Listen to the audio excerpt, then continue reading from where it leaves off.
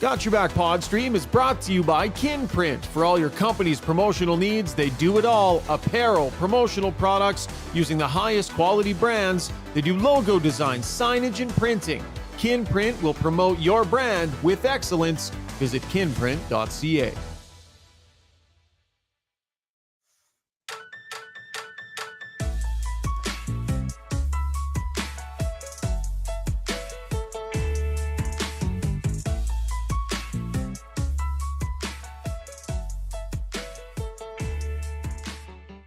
This is a milestone that, I don't think anybody thought I would ever get to when I started my career, and I got to it, which is pretty crazy, honestly, and I had a lot of help, especially play with a couple special players, especially Connor, and I wouldn't be in this position without him, and that it was fitting that he was able to set me up for it. Did you ever think? Zach Hyman is a 50-goal scorer. Wow, what a signing. What a season. What a guy. One of the best you'll find in the National Hockey League and hitting all new highs on a tough night for the Edmonton Oilers. Welcome to Got Your Back. Looking forward to breaking this thing down with Jason Strudwick. Steve Taylor is at the helm, and I am coming at you from our Long Shot studio here in Sherwood Park. Long Shots available for corporate events. It's so much more than just golf. Great golf simulator experience, but an awesome sports bar as well. And as always, our show is brought to you proudly by our title sponsor, Sherwood Buick GMC. Just a few days left, trying to hit that 400 car mark. And so that means they're going to be doing deals. These are the days to get in there. Go see Phil and the crew. The number one volume GMC dealership in the country, 6 years running, is doing deals right now. This is the time to go. They're trying to hit that mark. If you're even thinking about trading in, swapping out, getting new, you got to go check them out. 10 Auto Mall Road. GMCpod.com is the website. That is Sherwood Buick GMC. Good evening, Struds. How we doing, my friend? Little family action tonight?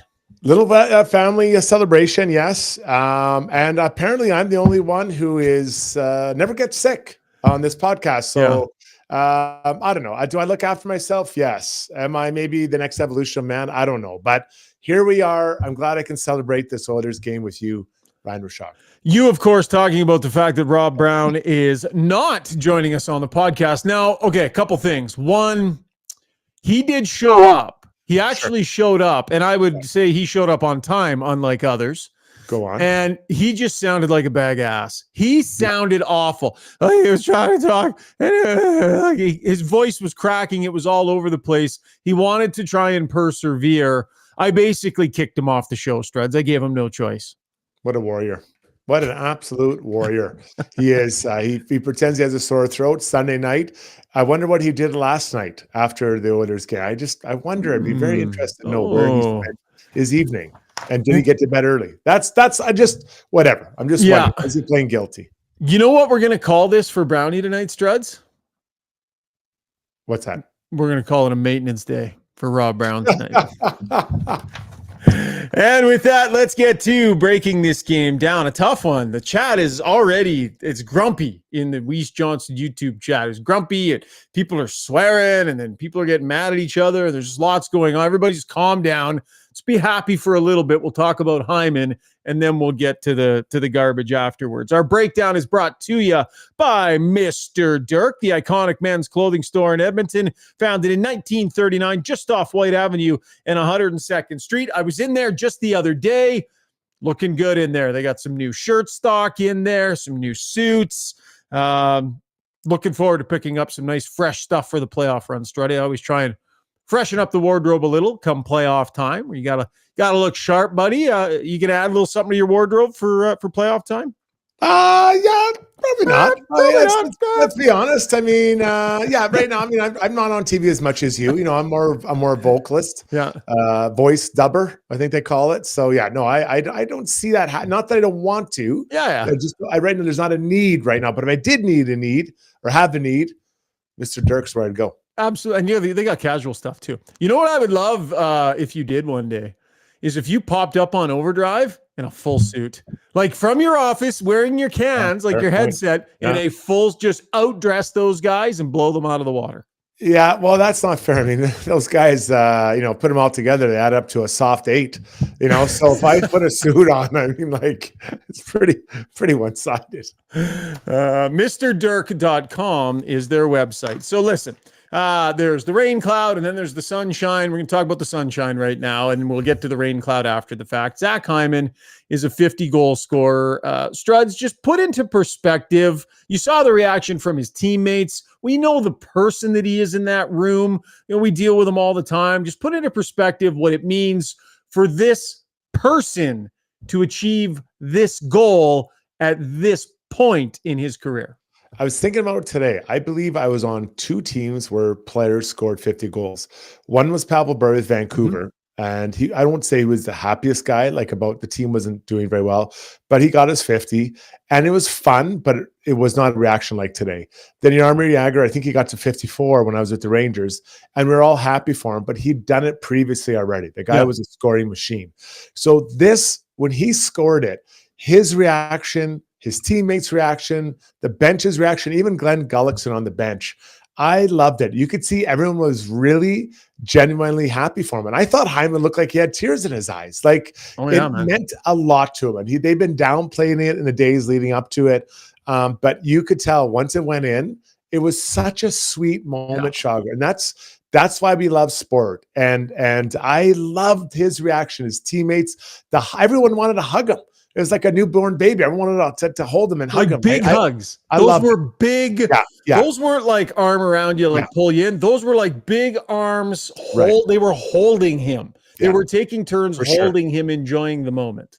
That's great. Love. That's teammate love. Yeah, and just genuine happiness. Yes, for a teammate. Like, genuinely happy that he did it. Not jealousy, not, man, I wish that was me. They're happy that he got it. So love that moment of the game. I wish I could have capped it off the W, but man, do I love that moment for Zach on a very personal note for him. I love his interview after the game because he did something that he does not indulge a lot in, right? And as a reporter, it kind of sucks because you want players to open up and talk about themselves because they're the stories. And quite often you got to go talk to a teammate to get them to talk about that player, right? Wow, who do we need? We got to get Connor on Hyman because these guys, they're not wired to talk about themselves.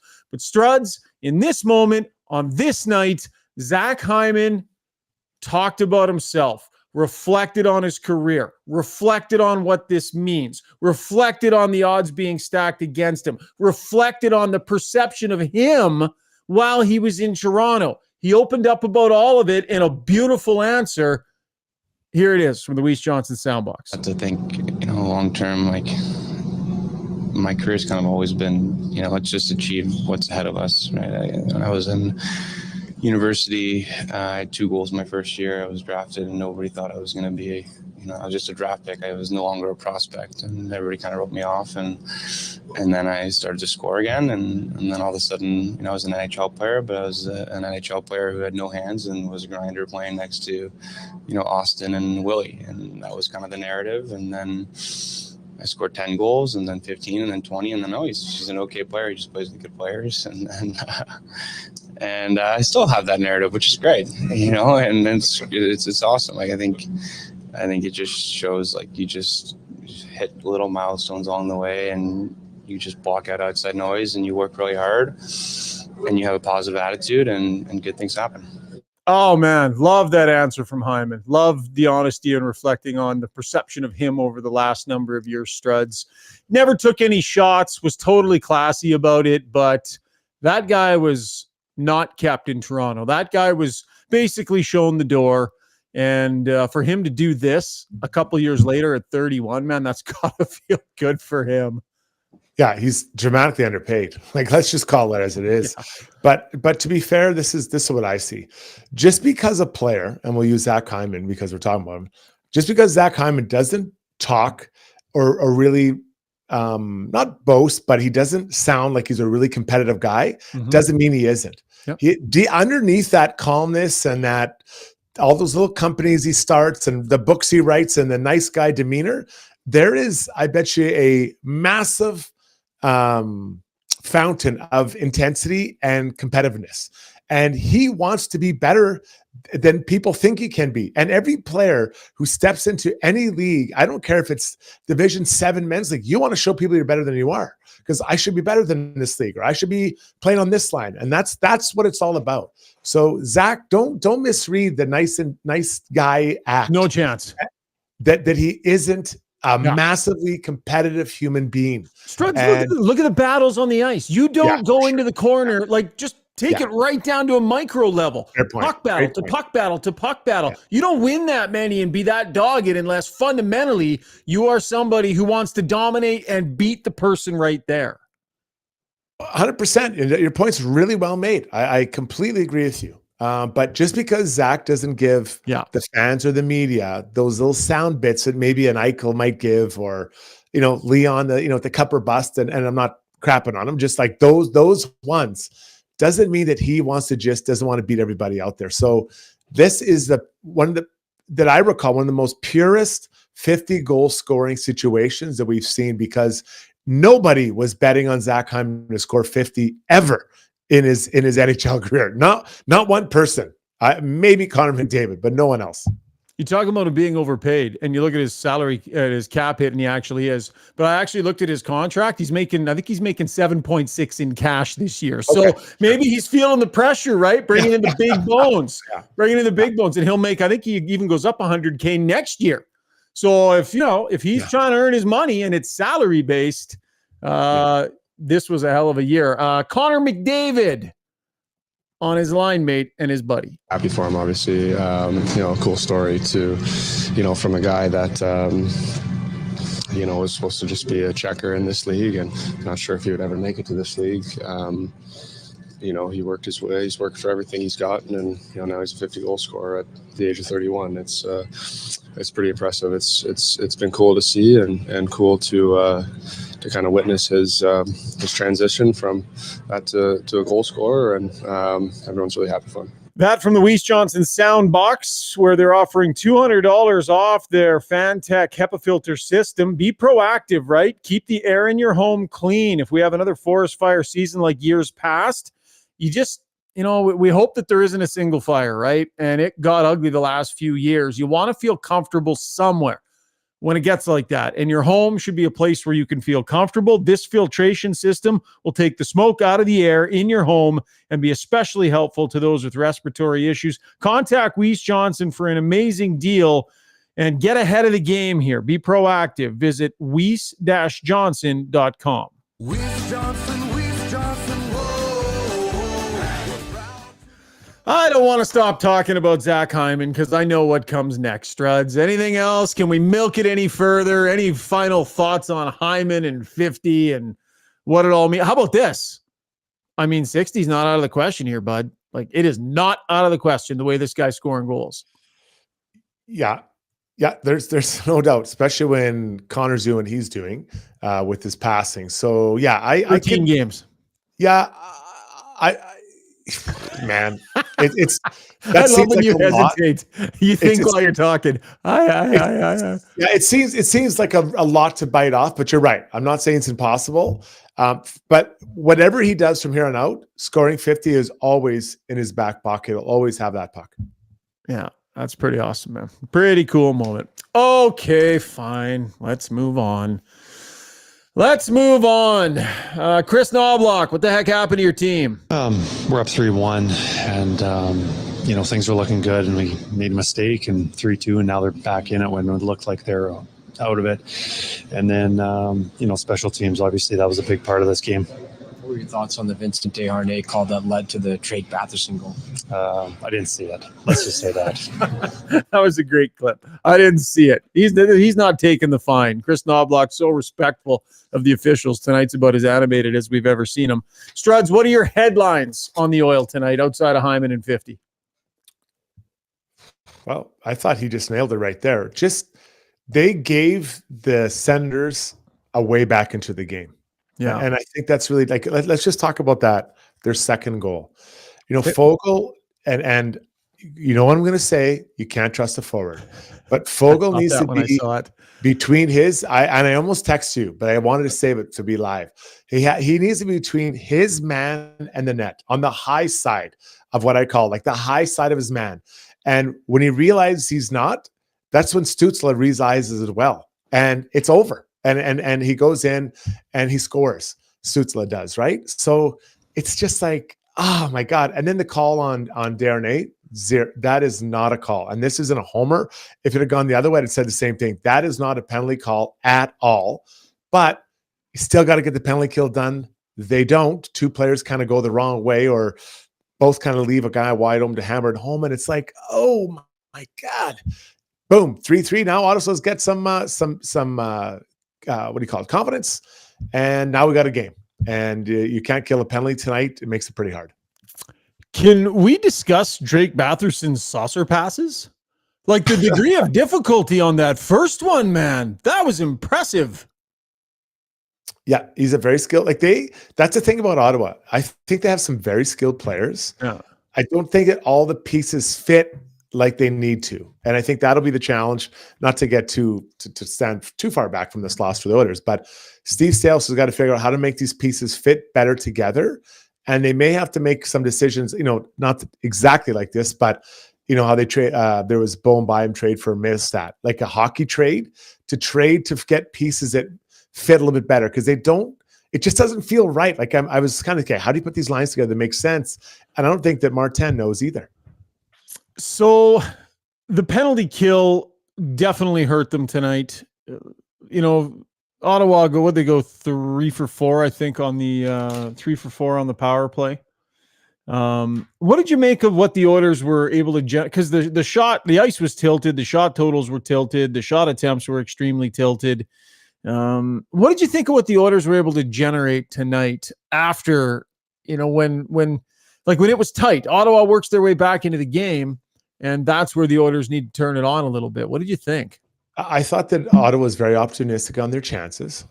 And if tonight the Oilers could lock down their penalty kill, it may be a runaway the other way, and run away by 5-1 or whatever, right? Something like that.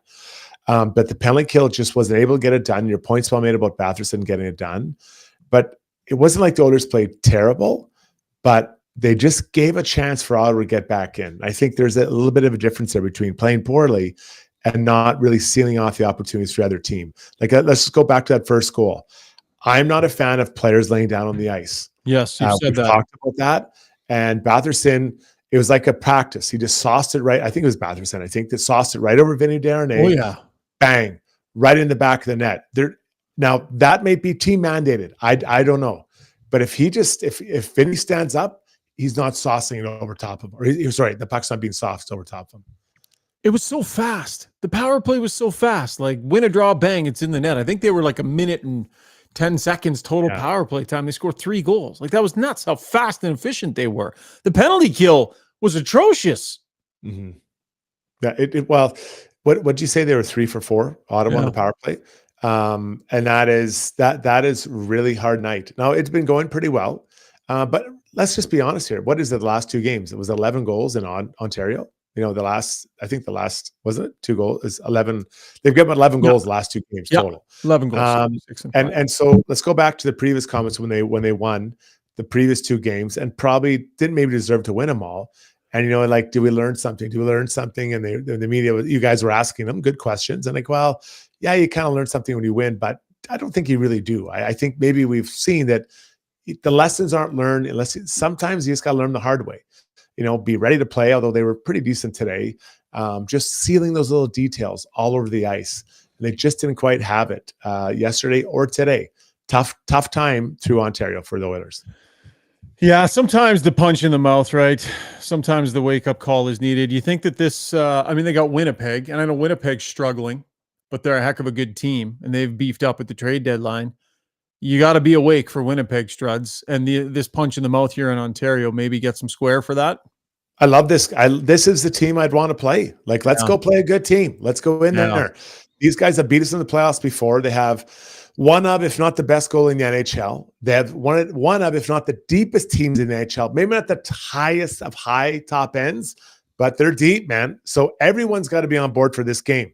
This isn't, top line versus top line. This is 4 lines are going to have to be rolling. 60 are going to have to be rolling. And Stu Skinner's got to look across and stare down possibly a Vezina, well, for sure, Vezina finalist. Winner, possibly, man. I don't get to vote, but I think I love this matchup. I want to go. I gotta get these games behind me and be ready to play on Tuesday night and want to take these guys down. Kelvin Pickard has been good on a lot of nights for the Oilers. Got to make some saves. Like 11's not enough. You look at a few of the goals. Like he was just flat out getting beat. He was just they were just wiring them past him. Not his best stuff. No, not his best game. But you know what? Honestly, he deserved one of those, right? Sure. Every goalie has those. So, I'm not going to pile all over him over it. Me neither. It wasn't his. But it's notable, mentionable. And that's part of the night. I wasn't saying you were, but it wasn't. It just he was like, let's say it this way, Shog. I think we can agree. He was due. He was due for a night like this. Yeah. And he struggled.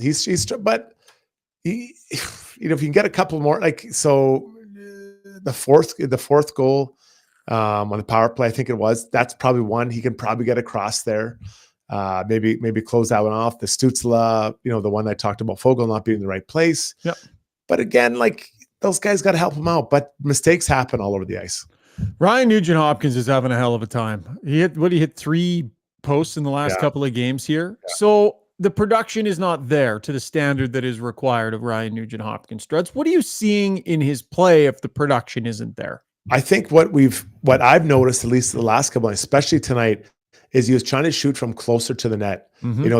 In the third, he hits on the outside of the bar. He was 6 feet from the net.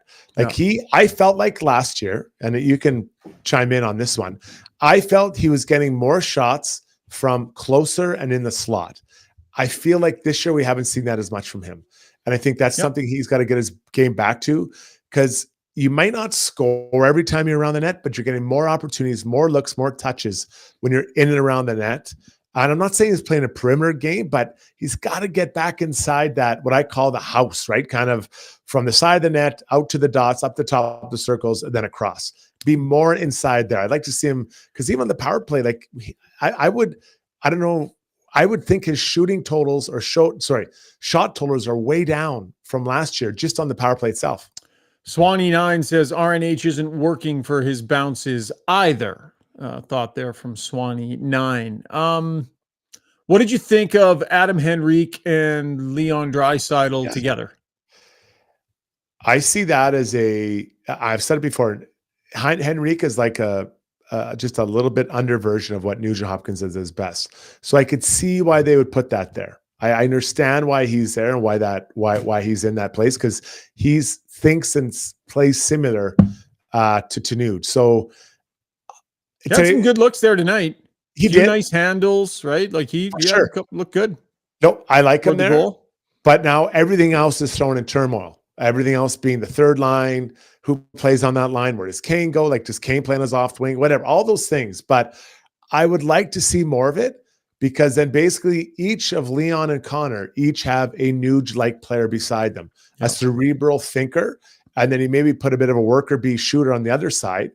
If that could be Kane, and obviously who it is in Hyman. Now that's your top 6. You got to figure out the rest. We're going to talk about Evander Kane in our next segment. We're going to talk about the blue line and potential changes moving forward in our next segment. So there's another full segment to break this stuff down. For now, let's get to our UCAN Youth Services Relentless Player of the Night. It's an Edmonton charity, Relentless, in helping youth age 16 to 24 get out of harm's way and find employment. Visit ucan.ca to see how your donation can change lives right here in our community. Got Your Back is a very proud partner, a very proud monthly donor, UCAN Youth Services, and we encourage you to go to ucan.ca, learn a little bit about what they're all about, and if you can, join us as monthly donors. Struddy, you don't have to go with Hyman just because he got his 50th. You don't. I know. It's hard to, I have a hard time giving out on nights like this for the Oilers. I thought they actually So I'm going to go away from the Oilers. Okay. I'm going to go with Nathan McKinnon. Extends his home point streak to 34 games. Oh, I didn't see that. Yeah. Okay. I think he either had 2 goals and 1 assist or 1 goal and 2 assists. And honestly, it doesn't matter. But I think he's 18 points games in a row with a point. But I think that's 34 straight games at home with a point. This guy is killing it. He's a beast. He is killing it. And I mean, he Kucherov, McDavid are all killing it. And what I love about it, Schrager, all doing it different ways. That's the best part about our game, is that you can be great in so many different ways. Yeah. And these 3 are truly doing different ways. Some guys, it's crazy speed and puck handling. Some guys, it's amazing agility and a wicked shot. Some guys, it's just good, honest, off the glass and outplay, Struddy. Everybody can be brilliant. Yeah, I wasn't at the top, but you look at like Kucherov slows it down and just thinks the game so well, and at a super elite level. McDavid does pure speed and smooth. You got McKinnon, pure speed with nothing but raw power. And all 3 are putting up crazy numbers this year. And I love that. You don't have to be, there's not one way to be great or even good in the NHL. If the Oilers keep dropping points here, there's going to be a little meat on the bone for that April 5th matchup, right? The Oilers are still going to be battling here, trying to get home ice. And so if there's some meaning in that game against Colorado on the 5th of April, that's going to be a gooder. I'm not sure what the last one of the year will look like, but I'm looking forward to that next one because, the Oilers are going to want to earn some back against them, Struddy. Yeah, well, for sure. Yeah, I mean, the Oilers, they're fighting for their lives, but there's quite a few little battles. Just ask the Central Division. No kidding. All right, that was our breakdown brought to you by Mr. Dirk and our You Services Relentless Player of the Game. When we come back, we'll dig into Evander Kane. Was absent from the lineup tonight for what the coach described as a maintenance day before the game. I'll talk a little bit about 91's play and him being absent from the lineup tonight. Talk a little bit about the blue line, Troy Stetcher, and whatever else comes to mind. Plenty still ahead here on the show, so stick around. Short break. The fastest growing male grooming company on the planet just got even better. Backscape 2.0 with a revolutionary friction fit handle makes the razor easy to pop in and out to shave not only your back, but anywhere on your body. And those hard to reach spots just got even easier with the new ergonomic design. Backscape's new titanium shave head makes for a smoother, more comfortable shave that respects your skin. Backscape 2.0. Stay smooth, gentlemen.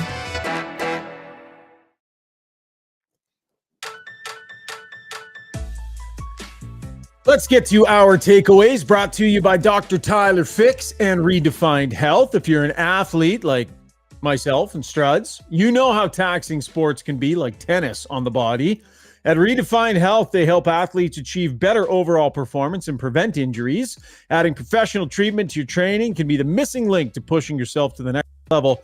Let the team at Redefined Health help you perform at your absolute peak. RedefinedHealth.com is the website. Struds, you mentioned Pavel Bure as a teammate. What was Pavel Bure like? What was he like as a dude, as a teammate, as a guy? I was only like 10 games or 11 games. And let's be honest, I'd been traded for his best friend, Gino Ojic. Yeah. So I don't think I was his favorite guy. It wasn't like I was like, they were trained for Brian Leach either. Yeah. And not that he turned me poorly, but he was a guy that arrived quite late for practice and left quite early. So we didn't have a lot of bonding time. I think our conversations were fairly limited down to maybe, hi, I'm Pav. Hi, I'm Jason. Yeah. Pass me the puck if I'm open. Understood, Mr. Burry. Understood, sir. Yes. Congratulations on your 50 goals. Machine Gun Yanmark says the Oilers are kind of a hot mess right now. They have no established line combinations. We weren't going to talk about this, but that is such a good comment. I want to just dig into that a little bit here, Struds. 13 games left in the regular season, hurtling towards the playoffs. What the hell are the lines on this team? What are they? I don't know what they are. And as of right now, I'm not sure the head coach knows what they are either. They got a lot of good players and some stuff that works sometimes, but I think hot mess as far as establishing some consistency is fair. How concerned should they be? Okay, let's talk about what we know. I believe that the top line is Nuge, McDavid, and Hyman. I think that's one. The second line center is Leon Draisaitl. We know that. I believe that the fourth line center is Sam Carrick. Okay, we know that. That is 13? 5 out of. Am I what? Do I have anything else? It's 13, the fourth line left winger. Yeah, sure. Let's do that. Let's just, so that's 6. We have 6 spots that I think we can feel pretty comfortable placing a wager on, saying these are our guys. Yeah. After that, things get a little bit crazy. I think the first domino drop is who is playing with Leon. Tries to have, And yeah. So who's playing with them? And then so that's the problem. Oh. But that's the problem. I don't know. And so No. I could tell you probably, well, let's go through it. Henrique, Kane, Fogle, McLeod, Perry. That's 5 guys, 5 different players that we could say are on that line. You only need 2. And until we know that, we can't even get to the third line because we don't know who's the third line center. I guess you could say it's either 7, I guess 71 or 19 are the third line centers. Is that fair? Yep. So that's Sure. so we're at 6.5, right? That's probably 6.5. So that's it. That's all. That's all. That's all we know, and that's all not. I know for sure. That's not a good thing, Struddy. Like that's not an okay, good thing this close to the playoffs. It is not. It is not. So that he has 12, 13 games to sort that out, and I think it's on him being the coach, Nobby as they call him, to sort this out and to get a little bit of stability through these lines. And figure this out because it is right now it's up in there. It's not the end of the world, but when they were winning and playing really well, it was fairly stable. Those lines are fairly stable. Yeah. And now they got a little bit more depth. They got to figure out what stability looks like through the 4. Thank you for that excellent point. Added some good content to the pod. Let's talk about Evander Kane. Okay, we're not going to traffic in conspiracy theories. You know, we're still rooted in facts here on the podcast. So we're not going to let this run rampant with what if, right? I will say that it was notable to me, Struds, that the language that was used was today was a maintenance day. That is something you say when a player wasn't on the ice for practice. That's something you say on an off day when he, didn't take part with the rest of the team. Players take maintenance days because they need, they're not injured. They just need a day to get themselves squared away, to heal some stuff up and bumps and bruises and such. I have never before heard a game day off described as a maintenance day. That was notable to me. This has happened before this season. There was a game where he was scratched, and I can't remember exactly the language that was used in LA on December 30th, I believe. Situation felt a little bit similar. So again, notable the language was used today, Struds. What do you make of all of it? I was really surprised that he didn't play. It's he's an important part of this team, and when you're not playing, especially when you kind of don't see it coming, was there an injury saw or talked about after the game in Toronto? I didn't hear of anything, so it's surprising. So I guess you're looking at is it a situation where he's now getting kind of like Kawhi Leonard, right? Just as load management and give him a break, and we saw a break, what it meant and what it did for Matthias Ekholm. When he was sick for those 5 days, he's on record saying that he feels incredible, and Ekholm's skating all over the place. Yep. So maybe they feel the same thing for Kane. So, but what's interesting is that you fly into Ottawa, you would have got there at a decent, not super early, but a decent time, like midnight or whatever. When does this conversation happen? Does it happen after the game in Toronto? Does it happen in the morning? Well, they're not really having meetings. They might have a meeting at lunchtime, so they'd have a meeting at lunchtime. Did Kane skate with the other guys that would have skated, I'm guessing, the extras, this morning? 6 o'clock start out there, though, so there's not really much of a morning skate. But usually, yeah, that's fair. But usually the guys that aren't playing would go and skate. Trust me, I know. And so you'd go and skate. But there'd be very few on this team because there aren't a lot of extra guys. So when did he find out in this whole stretch? Was it when they all went to the rink at 3:30 or 3:44, 3:45? Is that when they figured it out? So the timing of it would be interesting for me, and when it happened would be interesting. Big picture here. He doesn't have any goals in 16 games. He's got 4 assists in that time.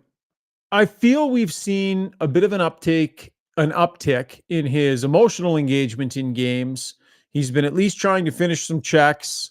I've seen improvement in his play, but it's nowhere near production-wise what he was brought here to do. It's nowhere near where it should be. Now, he might argue, or those in his camp might argue, he's been bounced around the lineup a little bit and inconsistent line mates and lots of time on the third line, and that his best numbers producing on this team are obviously with McDavid and Draisaitl. But overall, Struds, the body of work here has been significantly underwhelming. Yeah, it hasn't been. I think like, not to put words in your mouth, but I would say he hasn't been consistently scoring like they need him to. But I think his play overall has been pretty underwhelming until just recently here. Yeah, and I think that's very true. I think that the last little while, I think he's getting around the net and scoring more and being more physical. But I don't think that he's been emotionally engaged in the play, as much as we'd like to see him. I think he's at his best when he's emotionally engaged in the game. I haven't seen enough of that from him. Now, it's hard to do that 82 games. Oh, I know he's getting paid. He's supposed to be a professional. I get it. I get all those things, but it doesn't matter. It's still really hard to do it. So, today he doesn't play. The team doesn't win. I'm expecting he'll be back in there Tuesday, and I can't wait to see what Evander brings, because he knows that. And if I was a leader on that team, I'd go and talk to Evander and say, buddy, you're a huge part of this team, man. We need you at being Evander 100%. 100% we need you committed to this. And not that he hasn't been committed, but we believe in you. We need you. We want you to be the guy that we know you can be and have shown us to be for stretches this year. For sure. And by the way, if he was just hurt and couldn't play tonight, then the coach needs to change the way he's describing that. That's fair. Right? You need to say he's not available to us tonight. Right? Make it obvious, because when you say he's taking a maintenance day on a game day, then every reporter's pincers were up today going like, what? A maintenance day on a game day? That doesn't make sense.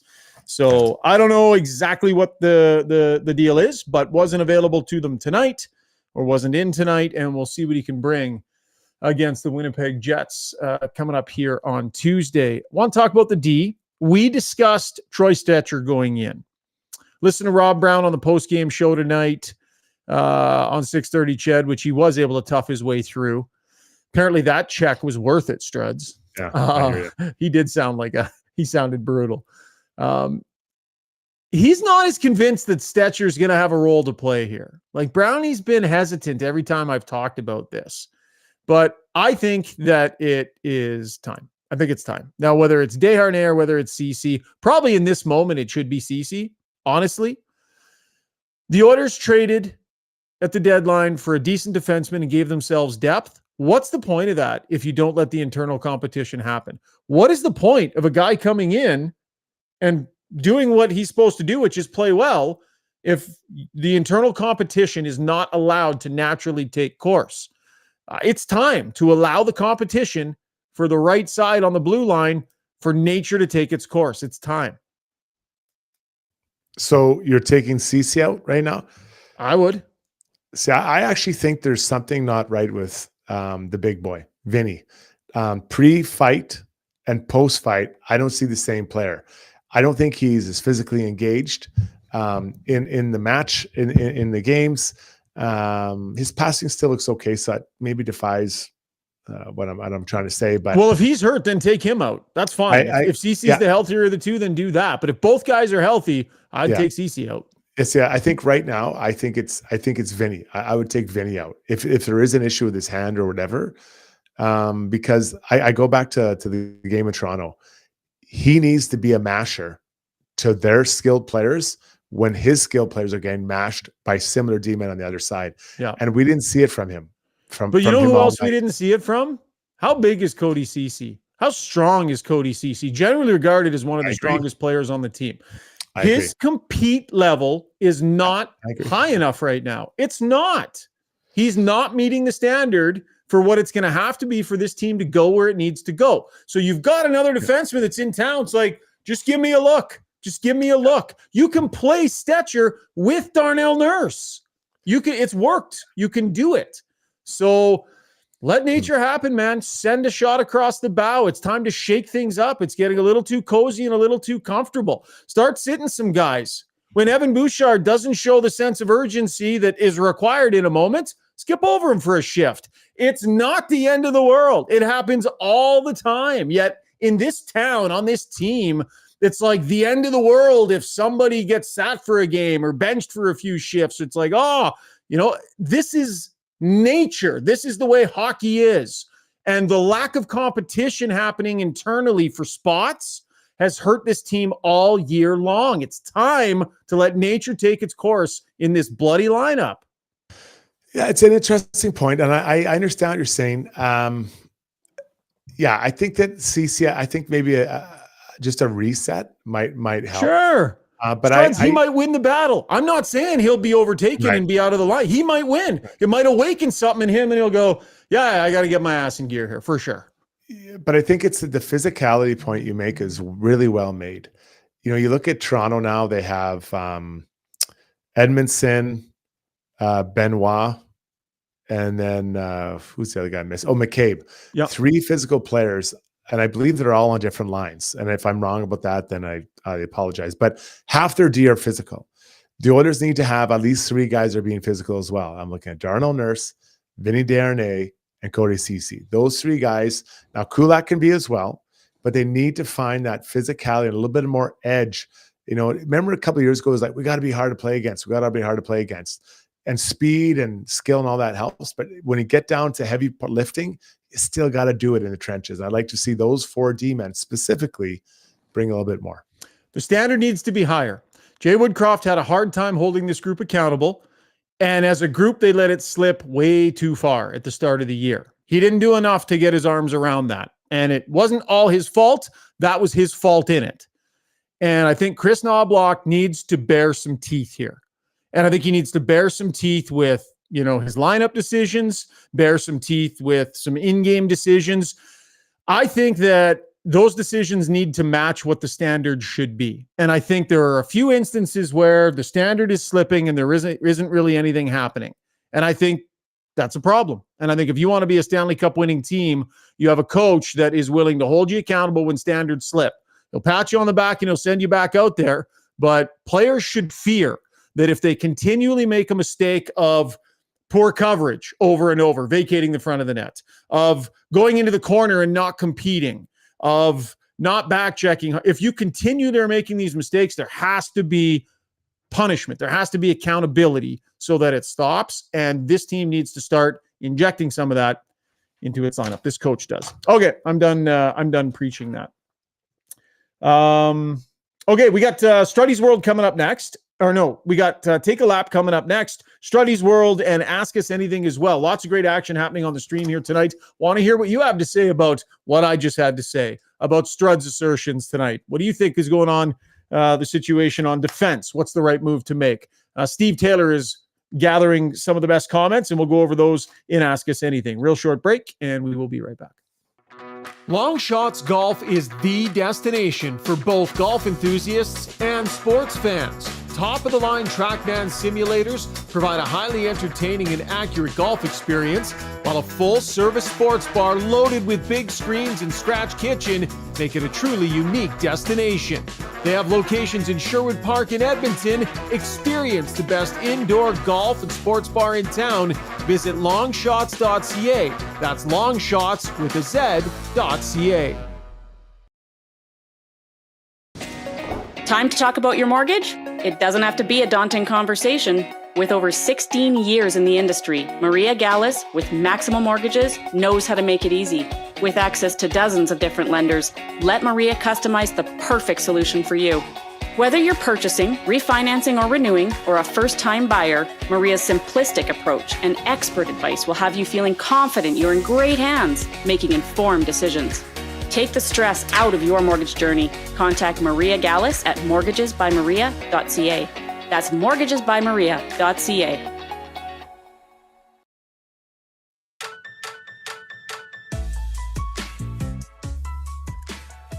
Let's take a couple of laps, shall we? Brought to you by Backscape, the fastest growing male grooming company on the planet. And it's even better now. Backscape 2.0 is here. Engineered for shaving the back, The new friction fit handle allows you to effortlessly snap the shaver in and out to touch up the rest of your body as well. The new titanium shave head gives a smoother, more comfortable shave that respects your skin. GYB10 is the promo code. If you go to backscape.com, that's BAKscape.com, and you will get 10% off. GYB10 is the promo code. Backscape, stay smooth, gentlemen. Struddy? We had one, then we had a second 50 goal scorer tonight. Obviously, Zach Hyman. Then Sam Reinhart got 2 goals tonight, including his 50th. I think 2 goals and assists, actually, as Florida took down Philly. So they lose it. I think they lost 3 or 4 in a row, Philly or Panthers had. Yep. But either way, Reinhart gets his 50th. So 2 50th goal scorers. Pretty cool. 2 guys that weren't cast off from their original teams, but Sam Reinhart traded away from Buffalo, and obviously got Hyman signing with the Oilers. So congrats to Sammy Reinhart. 33 was his previous high. I remember when Sam Reinhart got drafted, I got into a huge debate with the quiz master, Steve Dryden, and I like Sam, like nice kid, nothing against him. I did not think he had the boots to make an impact in the NHL. I really thought that he was going to struggle, Struddy, to make an impact in the NHL. Well, 23 goals his first year, 17, 25, 22, 20, immediate 20-goal scorer. But that's a good example. Another example of a guy that isn't a great skater, but finds a way to get it done and hit that 50 mark. Yeah, Mark Stone, right? So it's funny. I've seen Sam interviewed a few times, and he makes fun of himself for not being a fast skater. Yeah, and I think that's hilarious. Like, I love that. So, anyways, yeah, congrats to him. And I think 50 is special. 60 is amazing, but I just think 50 is still the number that's really cool. Next up on the line, I've been on this club's case for many years, and I go back to when they had a number of free agents, including Sergei Bobrovsky, and Columbus refused to trade away their UFAs. Instead, they added more, which at the time I did not understand, that they weren't trading guys away and anything more. And to their congratulations to them, they won a playoff round, and it set them back. Now tonight they're officially eliminated from the playoffs 4 years in a row. They haven't made the playoffs, and this team they are closer. They've got some good young players, but they still got to figure out their GM. I'm guessing not to figure out a new coach. No disrespect to what's his name? The French guy. Pascal Vincent. Pascal Vincent, who took, and I'm not saying he isn't the answer, but they got to figure out if he is the answer after the whole Babcock fiasco. This team has been floundering for a number of years, but maybe they got the solution in hand now with some young good players. I'm not sure if they do, though. Feels like it's a ways away, man. It feels like it's a ways away. And it's been a long time. It feels kind of Oiler-like, right? That decade of darkness, where it's just expected year after year, the darkness, and it feels like it's just this big pit, and how to pull yourself out of it. And, they seem like this assembly of parts that don't necessarily all fit together that great, right? Like Johnny Gaudreau's good player. For sure, he's a good player, but just the sum of the parts is just not very good. Well, it's just they're similar to Ottawa. They have some players that you like and you value, but they just don't always fit together. And then you got the whole situation with Patrick Laine, who is working through some stuff, and I get it. Like I understand that's a hard, but he is part of their team. They want to be part of the solution, but it is really a challenging time there in Columbus. And I'll say this once, and I'll try not to say it too often again. But when you're rebuilding, sometimes you just have to bite the bullet and just grind through a big giant turd. And it's not just 1 year or 2 years. You just have to say, I hate when GM said, I'm going to speed this thing up. I'm an impatient guy. Okay, well, you're impatient. And instead of being brutal for X number of years, you're now brutal for 3 times X, right? Like, just bite the bullet. Don't make dumb acquisitions. Don't try to, quote unquote, speed things up. But you know what the problem, though, Struds, is? When you hang on to a GM too long, he literally feels like at the end is nigh for 3 years. Yeah. And so you make moves not with the long term in mind. You're close to, and it's probably subconscious to a degree, but some of the contracts, man, like Severson and even the Branson deal, it's just like, But Yeah. what I would do, I would be the perfect GM. And if anyone's looking for a GM, I would be the perfect GM for someone who wants to go into the tank. I am your guy because I'm not trying to win. I'm trying to build you up for 3, 4, 5 years from now. I will suck on the worst team for 3 years. Just no problem. I will literally guide you through it. I'll say all the right things to the media and the fans. And then after the 3 years, I've got you through some of the worst of it. Then you can kick me out. No problem. No problem. Sure. I'll walk away. Fire me. Yeah. I'll have won in 3 years, maybe 60 games collectively. That's it. That's all you need. And I'll go down as one of the greatest GMs of all time because I finally had the right mindset. Don't try to speed things up. We're brutal. We're trying to be brutal, and we're accepting the fact that we're brutal. Strudy's appearances on the podcast brought to you by our great friends over at Kinprint. If you're a new company, see how Kinprint can help you with logo design and branding, right? If you're a new company and you want to get started, you're thinking, what am I going to look like? What are we supposed to look and feel like? Kinprint can actually help you. If you're at that stage, call them. They can help you figure that stuff out. It's some of the most important decisions generally made at a time where you're probably feeling a little bit clueless. I know. I've been there. Kinprint.ca is the website. When we come back, Strudy's World. Which direction we going, bud? We going? I'm thinking you got to go lighter tonight. That's light. Tough one for Oiler fans tonight. It's light. I've had this one in my pocket. Fluffy. Oh, I can't wait to tell you what I did today. And I know everyone is going to be. They'll be like, yeah, he's right. He's right. Okay. Sounds good. A lighthearted Strudy's World is coming up. Winter is upon us, so why not make the best of it? Marmot Basin Ski Resort is where it's at. Ski half price every day, no blackout periods. Pick up your escape card for $99 and make winter fun more affordable. Half the price, all the powder. Get yours at www.skimarmot.com.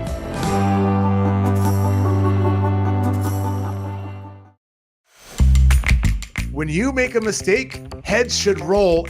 It's not right. And I'm here. Someone has to put their foot down. Now that I say it out loud, it does sound a little crazy. Gotta look good.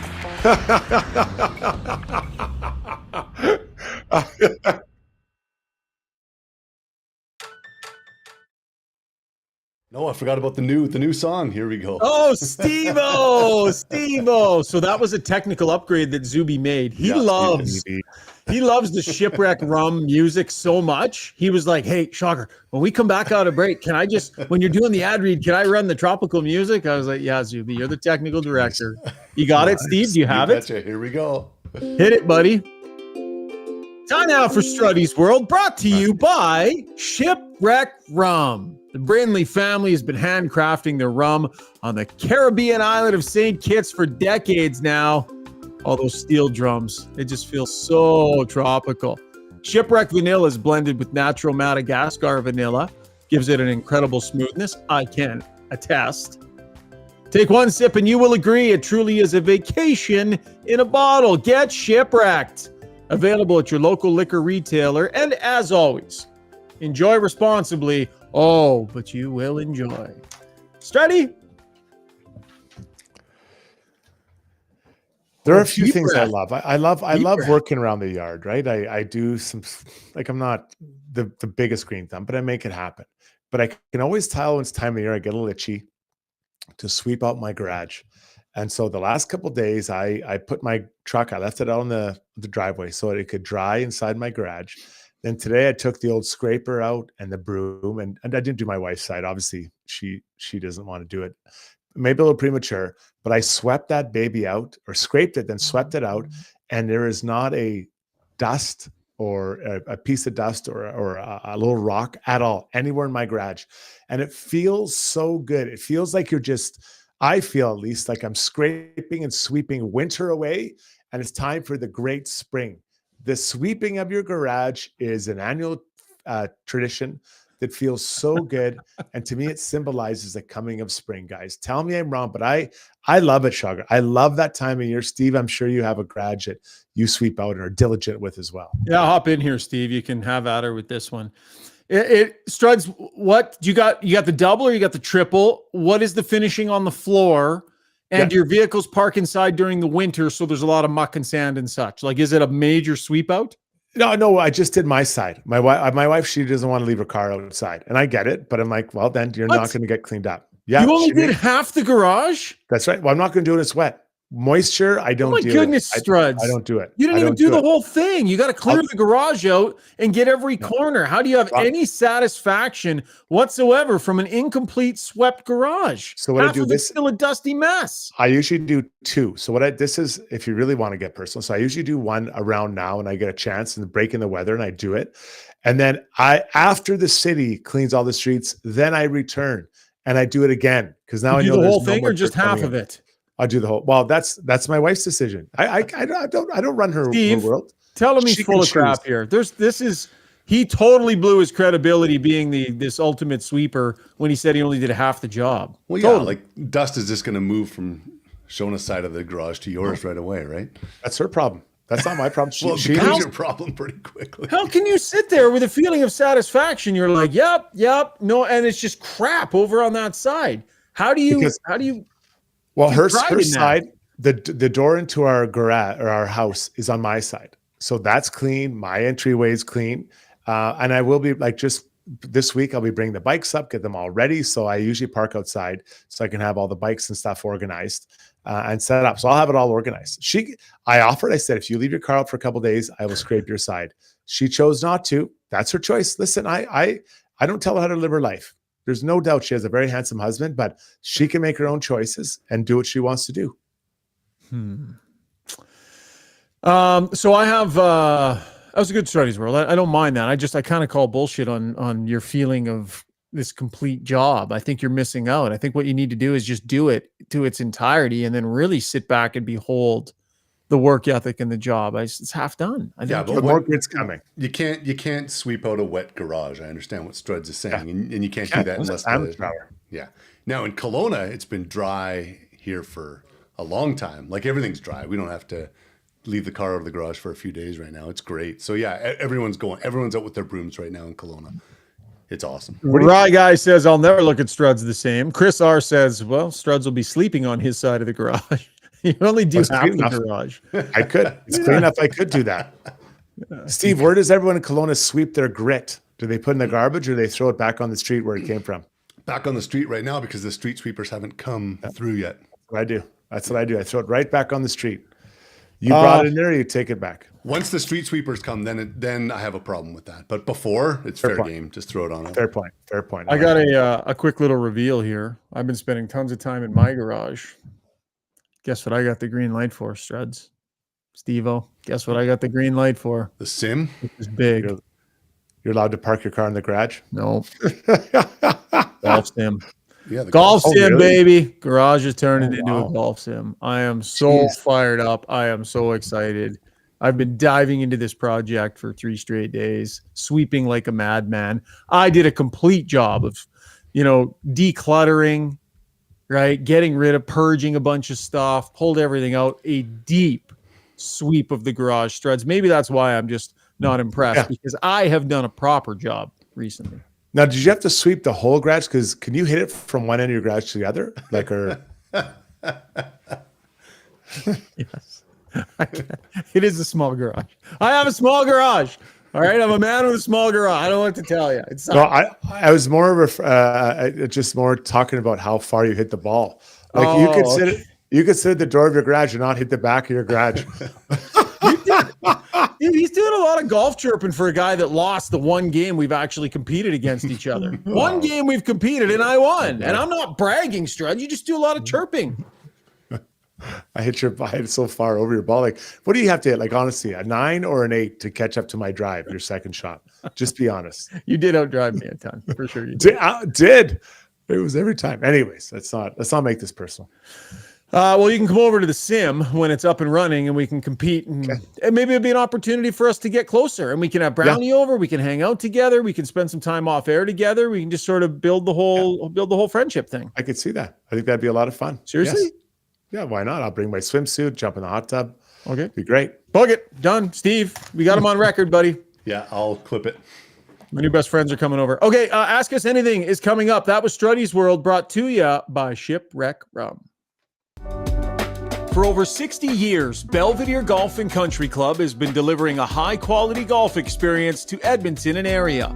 This beautiful private club, located on Highway 21 just south of Sherwood Park, occupies 160 acres and presents a challenging yet adventurous 18-hole design. A beautiful clubhouse, fully stocked pro shop, and warm, friendly staff truly make it feel like you belong to something unique and special. Visit www.belvederegcc.com.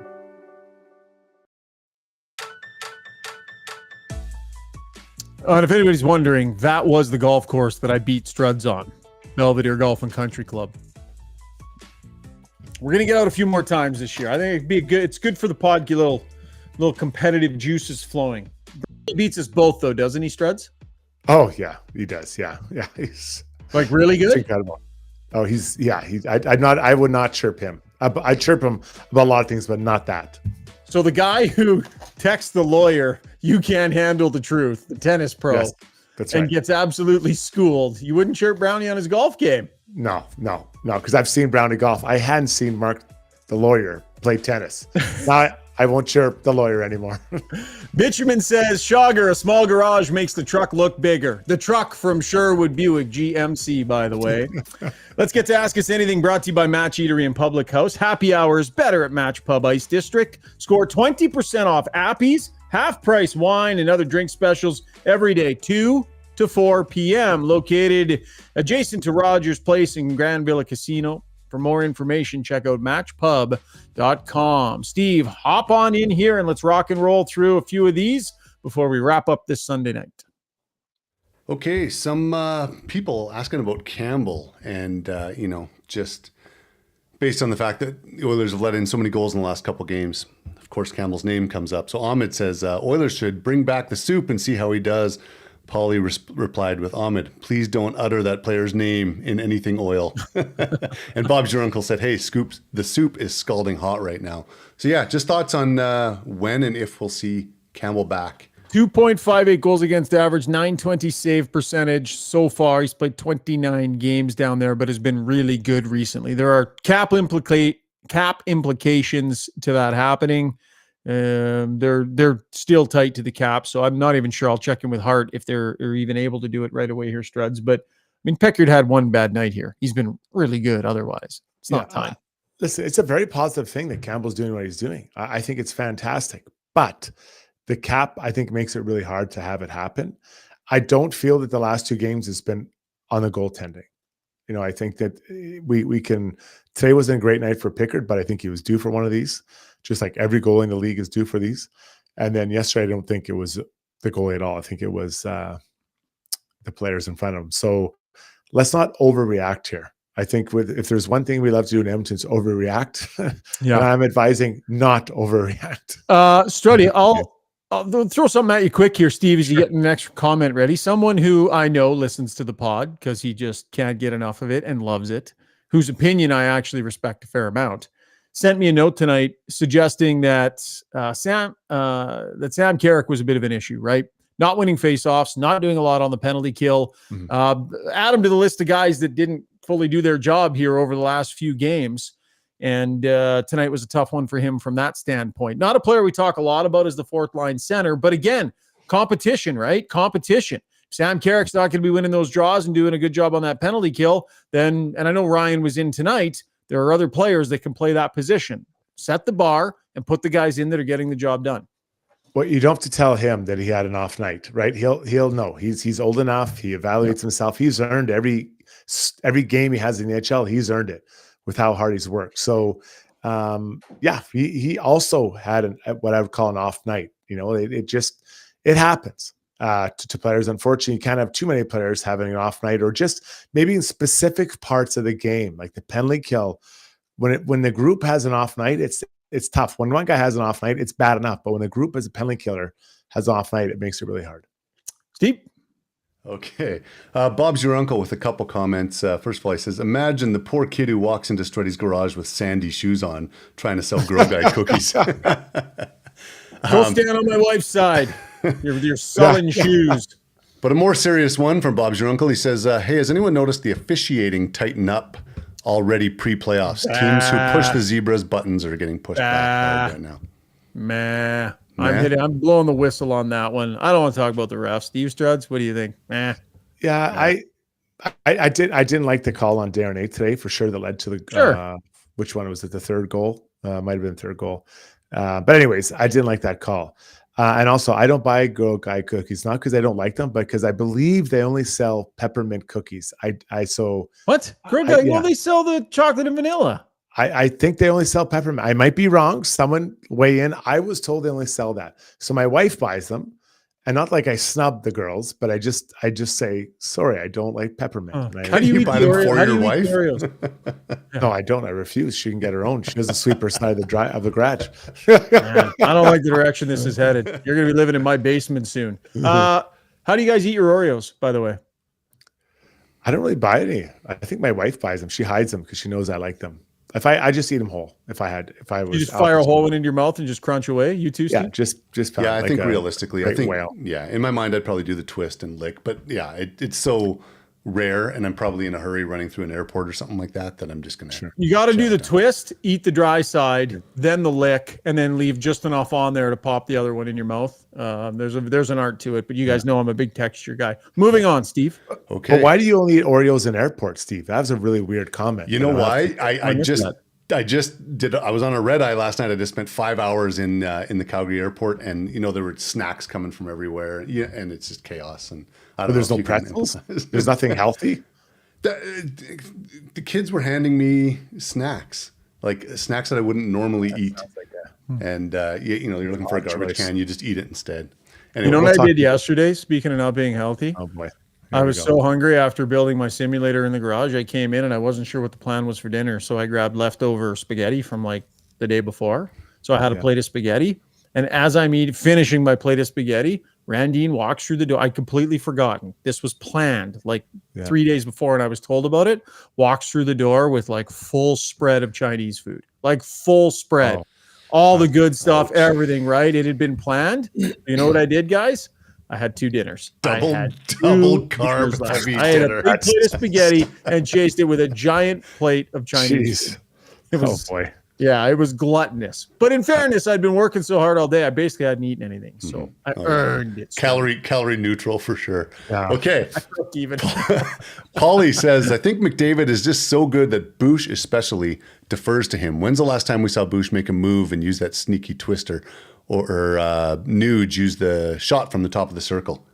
Thoughts on just people deferring to McDavid? Struds? I don't know. I don't feel like Nuge is even getting in position to have those shots, if I'm being completely honest. Like, I just don't see the opportunity. I don't feel like he's looking those shots off, guys. Am I wrong, Shogger? No, I wouldn't say so. I mean, he's hit 3 posts in the last couple of. He could have 2 goals easily in the last couple of games, and we're off this narrative. But overall, he hasn't been contributing as much as he needs to. Same thing, been moved around the lineup a fair amount, but he's had lots of time with the big guys, and so the numbers aren't where they should be given that opportunity. But no, I wouldn't say that he's looking off a bunch of great shooting opportunities. Bouchard, yeah, I mean. Yeah, I think you want Evan Bouchard firing the puck every chance he gets, but it needs to be a decent look for him. And I don't know. I'm never going to criticize him for putting it on the stick of Connor McDavid unless it was an absolutely obvious one. Zuby on his vacation from his hotel room. Oh, Zuby, go to bed. Replies about beat it. It has an important comment about the Girl Guide cookies. He said they're seasonal. Peppermint is in the winter. Chocolate and vanilla are back for the spring. Who knew? Oh. All right. Massive call. That's the biggest contribution he's made to this podcast. It's important. Okay. Some comments about Holloway on the stream. So Sori Koskinen says, thoughts on Holloway. Would his speed and tenacity be helpful for our bottom 6? Yes. Or do you guys feel he's better served 20 minutes a night in the AHL for the rest of the season? Arthur Fanzarelli replies and says, when the playoffs come and they hopefully look to make room for Holloway, who's coming out? Barring injuries, anyone aside from Janmark or Brown? Struds. Yeah, those are probably the 2 guys, right? I think those are the easy ones. And Ryan, I guess he's already been taken out of the lineup. So it's a lot easier to take someone else out when they've been out already. So yeah, those are the guys I'd say. The Oilers are about to hit another playoff year with absolutely no clue what they have in Dylan Holloway. No clue what they have. There's going to be no confidence in throwing him in because he doesn't have enough games under this coach with this team. First round pick, NHL ready. And he just, when he was here earlier in the season, when it was an opportunity for him to get the traction that he'd be leaning on now to have those experiences at the start of the year and actually build up a body of work and build some confidence, he wasn't playing, was hardly playing at all. So once again, another year where Holloway, they get to the playoffs and they're not sure how usable he's going to be. And I think I think that's unfortunate. I think there needs to be a better plan than that one ended up being. But I will say it's good that he's been playing lots in the American Hockey League instead of being dragged around at the NHL level. 2 more, Steven. Let's get out of here. Okay, so Danglebot says a noticeable stat for me is Ryan McLeod hasn't had a single point against a playoff team since January 16th. And then he later on added a caveat that said if the Capitals do in fact make the playoffs, then that means he's had 1 point against a playoff team since January 16th. Anything to that, Shogger? I mean, half the teams are in, half aren't. Would you love him to bury a couple against Colorado? Sure, in a big game. Overall, and I'm just taking a look at his overall production here recently. I think you want him contributing more than he has been for sure. You want him locking down the opportunity that's sitting in front of him on the second line on the left side with Leon Draisaitl. He hasn't really locked that down either. So, yeah, it's been fairly underwhelming, I would say. Struts? Yeah, I think you want. Do you care the playoff thing? It's hard because those are good teams, right? So it's harder to score against good teams, generally speaking. Like I'm not reinventing the wheel here, but you do want those let's call them second tier players on your team, and that's if that makes sense, to contribute in those games, when they can, or being opportunistic. And so I didn't know that stat, and I don't really care about it. But now that you say it would be nice if you were to chime in with some of those games or chances here and there. I got him at 3 goals in his last 26 games. He spent quite a bit of time playing with some good players in that time too. It's not enough.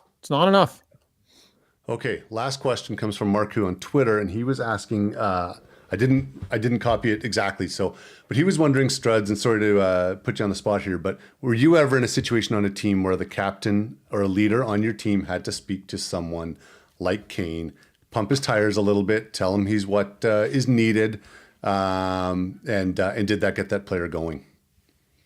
I do remember those conversations. Yeah, for sure. There was some that happened, and it doesn't always. It's not like a magical formula, right? Where you just say, "Hey, buddy," but at times, coming from a teammate is really, really valuable. It's just different than a coach because it's like a peer, and someone, especially when it's your captain. And, I remember I was spoken to by a veteran one time, and a guy just said, listen, you're not playing right now, but you're going to be a part of this team for a long time. You need to just continue to work, continue to be there, and just continue what you're doing. You're going to get your chance. And it really lifted me up. It felt really good. It kind of filled my bucket, filled my sails with some wind, right? You need to have that. So I think that, whether it's Kane or whoever needs a little bit of McLovin right now, I think there's an opportunity for someone to have that conversation. All right, that was Ask Us Anything, brought to you by Match Eatery and Public House. And with that, our show comes to an end. Outside of our gem of the night, I'm thinking. Nothing's popping out directly. I got it. Hyman. I mean, it's got to be Hyman-ish. The comment from Hyman, Struds.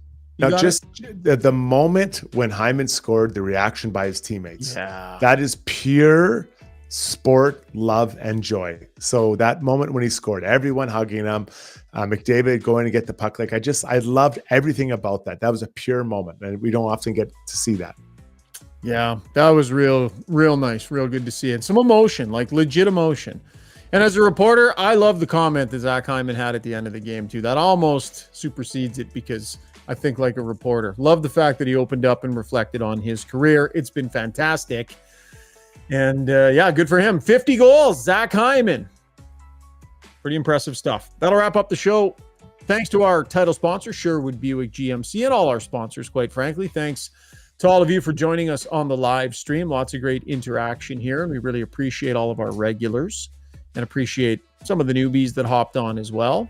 Thanks for your downloads and your subscriptions. Leave us a review if you get a chance over on iTunes. Steve, welcome back from vacation. Not bad tonight, buddy.